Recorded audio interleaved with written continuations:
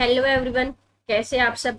उम्मीद है बहुत अच्छे होंगे और बहुत अच्छा कर रहे होंगे अपनी लाइफ में।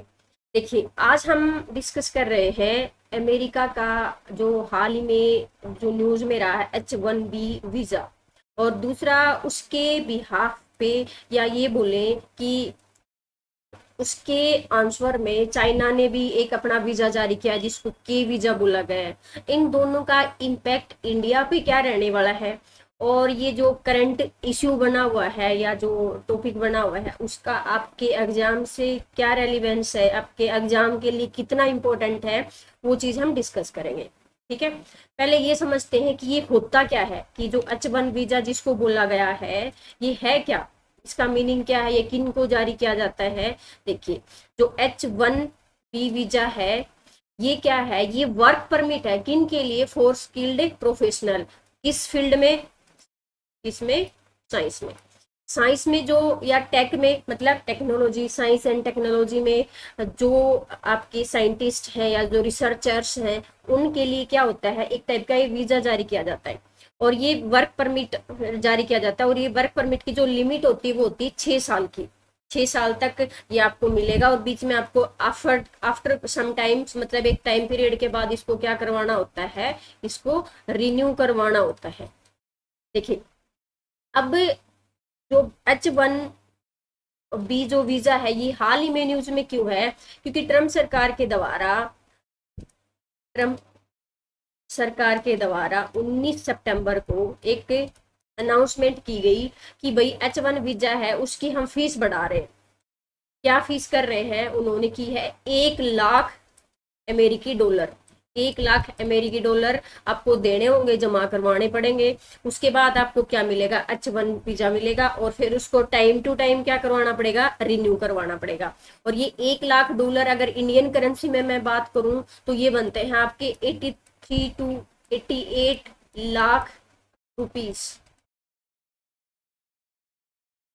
अब पहले जो इसकी फीस होती थी वो होती थी कि $460 से लेके $2500 के बीच में ये आप फीस आपको जमा करवानी होती थी। आपके प्रोफेशन, आपके रिसर्च, आपके वर्क के हिसाब से आपको अलग अलग इसके बीच में आपको फीस देनी पड़ती थी। लेकिन अब क्या कर दिया, ये फीस कितनी गुना बढ़ा दी है, मतलब सीधा कितने 40 गुना इसको क्या कर दिया है, इंक्रीज कर दिया है। ठीक है। पहले जहां हमें $2500 देने पड़ते थे, अब वहां हमें कितने देने पड़ेंगे, $1 लाख हमें उसके लिए देने पड़ेंगे। ठीक है। तो इस चीज की वजह से, या इस अनाउंसमेंट की वजह से, ट्रम्प सरकार ने जो की है उसकी वजह से H1B वीजा क्या है, न्यूज में बना हुआ है। और इसके न्यूज में रहने से हमारे जो एग्जाम है, या जो हमारा इंडिया के जो साइंटिस्ट हैं, या जो इंडिया के जो वीजा होल्डर हैं उनके ऊपर क्या असर पड़ेगा, वो सारी चीजें हम डिस्कस करेंगे। देखो, ट्रम्प सरकार ने जो ये घोषणा की है, ये इसका भाई राजनीतिक एंगल है, या भाई ये एक टर्म है मेगा। मेगा का मतलब है मेक अमेरिका ग्रेट अगेन, कि भाई अमेरिका को वापस ग्रेट बनाते हैं। ये एक टाइप की उन्होंने, जैसे मेक इन इंडिया है वैसे एक स्कीम लेके आए थे, मेक मेगा, जिसको नाम दिया मेक अमेरिका ग्रेट अगेन। इसके कुछ समर्थक है, उनका कहना ये है कि भाई जो यहाँ की जो टेक या जो आईटी कंपनी है, जो आईटी सेक्टर है, उसमें भाई हम बाहर के जो विदेशी लोग हैं उनको जगह न दे के हम किसको दे, अमेरिकन को दे। ठीक है। मतलब आईटी सेक्टर में जो दबदबा है वो बाहर के लोगों का है, विदेशियों का है। तो उस चीज को मेगा के कुछ समर्थक हैं, वो क्या चाहते हैं कि भाई ये चीज खत्म हो, और क्या रहे कि भाई आईटी सेक्टर में जो भी प्रतिभाएं हैं वो सिर्फ किसकी रहे, अमेरिका की। क्या तो, या तो ये मेगा के समर्थकों का दबाव हो सकता है, या एक टाइप की राजनीति हो सकती है। ठीक है। ये दोनों चीजें, कोई भी चीज पॉसिबल हो सकती है। कहीं ना कहीं ये राजनीति भी है, कहीं ना कहीं ये इस चीज का प्रेशर भी है। ठीक है। अब देखिए, इंडियन, अगर मेगा के समर्थकों की बात करें, अगर वो ये चाहते हैं कि भाई बाहर के जो, या विदेशों के जो साइंटिस्ट हैं, रिसर्चर हैं, वो अमेरिकन जो आईटी सेक्टर है उसमें ना आए, तो उसका जो असर होगा वो किस किस के ऊपर होगा। अमेरिकन जो आईटी कंपनीज हैं उनमें जो इंडियन युवाओं का जो प्रतिभा है, मतलब सबसे ज्यादा क्या है यहाँ पे, इंडियंस। ठीक है, जैसे आपका जो माइक्रोसॉफ्ट, गूगल का सीईओ है, गूगल सीईओ सुंदर पिचाई, ठीक है। आपका आईबीएम, कंप्यूटर जगत की सबसे बड़ी कंपनी, उसका सीईओ भी कौन है, आपका इंडियन है, अरविंद कृष्णा। इसका सीईओ कौन है, अरविंद कृष्णा। और गूगल के तो आप सबको पता ही है, सुंदर पिचाई। मतलब आप हिसाब लगा सकते हैं, आप एक बात सोच सकते हैं कि जो आईटी सेक्टर की या जो साइंस एंड टेक की जो इतनी बड़ी बड़ी कंपनियां हैं, उनके जो सीईओ, जो मेन जो जिनका पद होता है, उसके ऊपर कौन है, इंडियंस है। तो अगर H1B वीजा पे अगर ये मानो एक हिसाब से इतनी फीस बढ़ाने का कहीं ना कहीं डायरेक्ट इनडायरेक्ट असर किसके ऊपर होगा, इंडियंस के ऊपर होगा।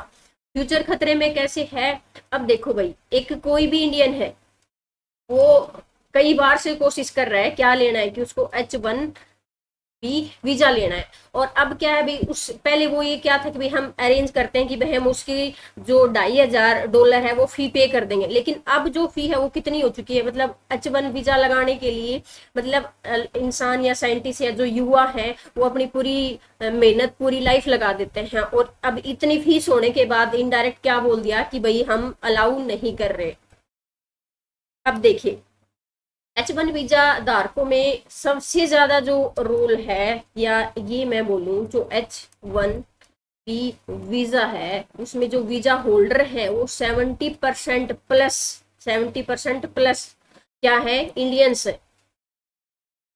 अगर H1B वीजा पे कोई भी फैसला लिया जाता है या कोई भी अनाउंसमेंट होती है, तो सबसे ज्यादा इफेक्टेड अगर कोई होगा तो वो कौन होंगे, इंडियंस होंगे, भारतीय होंगे, क्योंकि सबसे ज्यादा साइंस और जो टेक का हब है वहां कौन जाता है, आपके इंडियंस जाते हैं।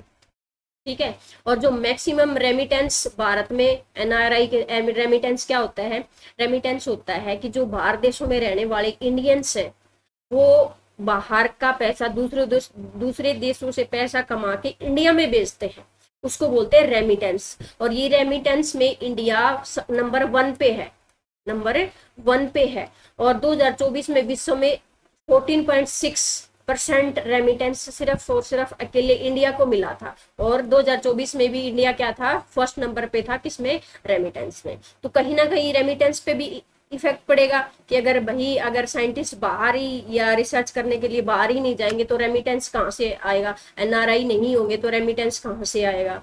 ठीक है, अब देखिए, impact on Indian IT sector की जो भी ये अनाउंसमेंट हुई है, उसका आईटी सेक्टर पे क्या इफेक्ट होगा। देखो, increase cost Indian IT firm, मतलब कि मान लिया कि जैसे विप्रो है या और अदर कंपनियां हैं, अदर कंपनी, वो क्या करेंगी कि भाई फीस कितनी देनी है, ये मानो कि 88 लाख रुपीस फीस देनी है, इसकी H1 वीजा के लिए। ठीक है, अब कंपनियां क्या करेगी, इससे अपने आप को पीछे करने की कोशिश करेंगी, भाई इतनी फीस तो हम किसी भी उसको, अपने एम्प्लॉय को या अपने जो भी रिसर्चर है उनको इतनी फीस तो हम नहीं दिला सकते। ठीक है, तो पहला इफेक्ट क्या पड़ेगा कि कॉस्ट इंक्रीज होने पे आईटी सेक्टर अपने आप को पीछे करेंगे। यूएस में जो फ्रेश हायरिंग होगी उसमें कमी आ जाएगी। अब फ्रेश हायरिंग में कमी कैसे आ जाएगी, पहले मान लिया कि 10 लोग जा रहे हैं कि भाई हम इतना पैसा जो उसकी फीस है वो दे सकते हैं, लेकिन अब फीस क्या कर दी, 88 लाख रुपए कर दी। अगर इतने लाख रुपए नहीं दे पाएंगे तो इसकी वजह से क्या हो जाएगी, अमेरिका में जो साइंटिस्ट की या रिसर्चर की हायरिंग होती थी वो कम हो जाएगी। ये सबसे इंपॉर्टेंट पॉइंट है, जो सबसे ज्यादा इफेक्ट पड़ेगा, कहीं ना कहीं ह्यूमैनिटी इससे क्या होगी, आपकी प्रभावित होगी। ठीक है, अनसर्टेनिटी ऑफ इंडिविजुअल्स की जो इसी भरोसे से तैयारी कर रहे थे कि भाई हमें अमेरिका में H1B वीजा मिल जाएगा और हम आगे की अपनी लाइफ को उसी हिसाब से सेटल करके क्या करेंगे, सेटल करेंगे अपनी लाइफ को। अब उनके सपने हैं, उनकी आशाएं हैं, उनकी उम्मीदें सब क्या हो जाएंगी, टूट जाएंगी। तो इसलिए ह्यूमैनिटी के ऊपर भी इस चीज का क्या असर पड़ेगा, वो भी नेगेटिव असर पड़ेगा। अब इंडिया को क्या करना चाहिए, या इंडिया के लिए इस चीज में क्या सोर्सेज है या क्या पॉइंट है जिनको इंडिया या इंडियंस जो है उनको देखना चाहिए।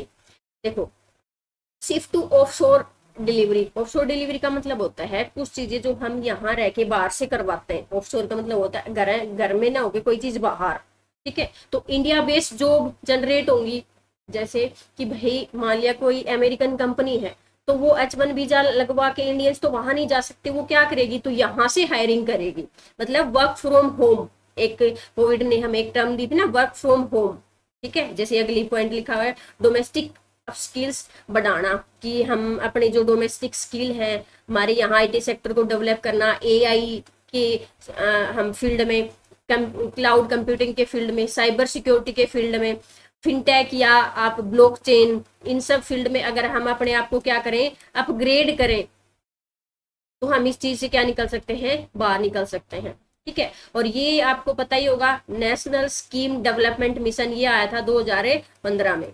ये क्या मिशन था, ये था कि एक ही छत के नीचे, मतलब हम हर चीज की कनेक्टिविटी ऑनलाइन डिजिटल प्लेटफॉर्म से कर दें, सुपर कंप्यूटर हम, जिससे एक ही छत के नीचे सारी चीजें क्या हो जाए, आपस में कनेक्ट हो जाए। तो मतलब ये डिजिटल इंडिया बनाने के लिए, डिजिटल इंडिया को बढ़ावा देने के लिए ये चीजें। उसके बाद क्या है कि एफडीआई जो है, foreign direct investment, FDI foreign direct investment,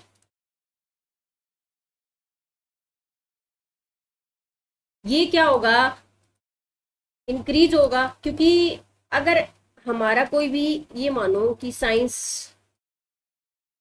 से रिलेटेड, या ये मानो कोई भी रिसर्चर है, कोई भी रिसर्चर है, ये है यूएस, तो यूएस नहीं जा रहा तो वो कहाँ करेगा, डोमेस्टिक लेवल पे काम करेगा।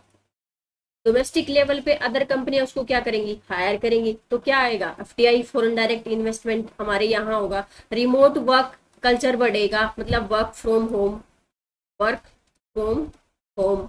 और ये देन किसकी है, कोविड की, कोविड 19। वर्क फ्रॉम होम का जो कंसेप्ट था वो किसकी वजह से आया था, कोविड 19 की वजह से। तो ये हो सकता है। दूसरा अगला पॉइंट क्या हो सकता है, डाइवर्सिफिकेशन ऑफ अपॉर्चुनिटी, मतलब कि पहले हम टेक्नोलॉजी के लिए सिर्फ और सिर्फ कहाँ भागते हैं, यूएस के लिए। अब यूएस ने अपने रास्ते या अपने दरवाजे क्या कर लिए हैं, अपने दरवाजे बंद कर लिए हैं, तो हम क्या करेंगे, कोई दूसरा दरवाजा ढूंढेंगे। तो उस सेंस में क्या है कि हम कनाडा जा सकते हैं, वहां का वीजा क्या है, ग्लोबल टैलेंट वीजा। ऑस्ट्रेलिया की ओर रुख कर सकते हैं। जो यूरोपियन कंट्री हैं तो बहुत अच्छी हैं टेक्नोलॉजी में, अपने आप को ग्रो कर रही है, जैसे जर्मनी है, आयरलैंड है, नीदरलैंड है, ठीक है। तो ये हमारे पास क्या हो जाएंगी। अगर अमेरिका हमारे लिए रास्ता बंद कर रहा है, दरवाजा बंद कर रहा है, तो हमें कोई और दरवाजा भी तो अपने लिए ढूंढना पड़ेगा।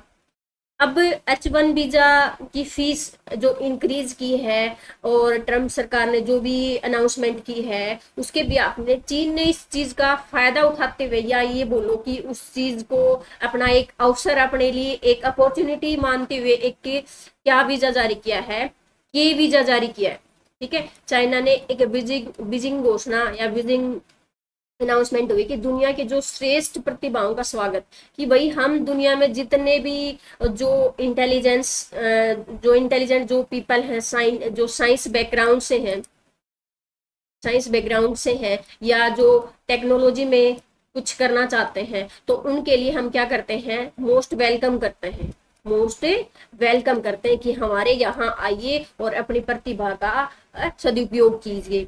ये बीजिंग में एक बीजिंग घोषणा या चाइना ने ये चीज बोली है, किसके बिहाफ पे, किसके आंसर ने बोली है, ये बोली है जब से क्या किया है अमेरिका ने, H1B जो है उसकी जो फीस है उसको क्या कर दिया है, इंक्रीज कर दिया है, ठीक है। अब जो के वीजा है ये क्या है, वैसे ये नया नहीं है, ये आर वीजा होता है चाइना में। उस आर वीजा जो 2017 में लॉन्च किया था उन्होंने, उसको क्या कर दिया, थोड़ा सा एलेबोरेट कर दिया, उसको थोड़ा सा विस्तार कर दिया, उसको नाम दे दिया के वीजा। अब के वीजा में पर्टिकुलर ये बोल दिया कि जो भी युवा या जो भी यंग यूथ विज्ञान से या मतलब साइंस या साइंस टेक्नोलॉजी से जुड़ा हुआ है, उसको स्पॉन्सरशिप की जरूरत नहीं है। वो डायरेक्ट क्या कर सकता है कि वीजा के लिए अप्लाई कर सकता है, और उसको अगर उसको यहाँ रिसर्च करना है या उसको यहाँ पे बड़ी बड़ी जो आईटी सेक्टर की कंपनियां उनमें जॉब करनी है या कुछ भी करना है, तो हमारे यहाँ उनका क्या है, मोस्ट वेलकम है। अब एजुकेशन के अगर फील्ड की बात की जाए तो चाइना में अगर आप यूनिवर्सिटी रैंकिंग की बात करें, एशिया के बेस पे भी आती है, वर्ल्ड के बेस पे भी आती है, तो उसमें चाइना की और हांगकांग की कुछ यूनिवर्सिटियां, लगभग ये मानो कि 2/3 जो यूनिवर्सिटियां हैं वो चाइना की और हांगकांग की होती हैं। तो एजुकेशन में क्षेत्र में तो नो डाउट चाइना अच्छा है, लेकिन कहीं ना कहीं क्या जो यूथ है जो साइंस बैकग्राउंड से है, क्या वो चाइना में जाना या चीन में जाना अपने आप को प्रेफर करेगा, ये चीज है। अब यहाँ एक चीज और निकल के आती है कि इस चाइना और अमेरिका की होड़ में, क्योंकि दोनों क्या चाहते हैं कि वैश्विक स्तर पे या वर्ल्ड लेवल पे, ग्लोबल लेवल के अपने आप को स्ट्रोंगेस्ट प्रूव करना चाहते हैं, चाहे अमेरिका की बात करें चाहे चाइना की बात करें। कई बार अमेरिका ने, जैसे टैरिफ की बात हुई थी, तो इनडायरेक्ट भी इंडिया को ये बोल दिया था कि हम रशिया की वजह से इंडिया पे टैरिफ लगा रहे हैं, ठीक है। तो अमेरिका कहीं ना कहीं इंडिया पे ये चीजें अप्लाई करता है क्योंकि इंडिया रशिया के क्लोज है, ठीक है। और चाइना क्या करता है कि चाइना कुछ ऐसी पॉलिसी निकालता है तो चाइना उस चीज का क्या उठाने की कोशिश करता है, फायदा उठाने की कोशिश करता है, क्योंकि हर कोई अपना वर्चस्व स्थापित करना चाहता है। हर कोई ये चाहता है कि बस मैं ही वैश्विक ताकत हूँ। हर कोई अपने आप को वैश्विक स्तर पे वैश्विक ताकत साबित करना चाहता है। और इसमें या तो अमेरिका लगा रहता है या चाइना। तो इसमें इंडिया का क्या होता है कि इंडिया को कभी अपना जो नुकसान है वो चाइना की वजह से, कभी अपना नुकसान है वो अमेरिका की वजह से। तो यहाँ हमें ये देखने की जरूरत है कि हम जितना टेक्नोलॉजी के मामले में यूएस पे डिपेंड है, या अदर अगर कंपोनेंट, अगर मैं पार्ट्स की बात करूँ, टेक्नोलॉजी के जो पार्ट्स होते हैं, इक्विपमेंट होते हैं, उनके ऊपर हम चाइना पे डिपेंड है, तो उस चीज को अगर हम खत्म करें, हम अपने डोमेस्टिक लेवल पे अगर इन चीजों को ग्रो करें, तो इन चीजों का जो अपने आप को वैश्विक ताकत साबित करने का जो एक लड़ाई है, उस चीज को क्या किया जा सकता है, उस चीज से बचा जा सकता है, या अपने आप को भी क्या किया जा सकता है, उस लाइन में अपने आप को खड़ा किया जा सकता है। तो ये सब चीजें हैं कि जो अमेरिका जो भी अनाउंसमेंट कर रहा है, चाइना उसका आंसर देने के लिए अपना एक नया ही अनाउंसमेंट लेके आ रहा है। और इसमें इंडिया या एक तरफ से तो जो ट्रम्प है वो मोदी जी को और ये बोलते हैं कि मैं मोदी जी का और इंडिया का बहुत अच्छा मित्र हूँ, अपने आप को मित्र बोलते हैं। और दूसरी तरफ ऐसे अनाउंसमेंट करते हैं जिससे सबसे ज्यादा डायरेक्ट अगर कोई इफेक्ट होगा तो वो कौन होगा, इंडिया होगा, ठीक है। तो ये सारी जो फॉरेन पॉलिसीज हैं, आप जो फॉरेन पॉलिसीज के थ्रू जो आपके क्वेश्चन आते हैं उसमें आप ये चीजें इंक्लूड कर सकते हो, ठीक है। Thank you so much. अगले टॉपिक के साथ दोबारा मिलते हैं, तब तक के लिए थैंक यू, और लगे रहिए, खुश रहिए।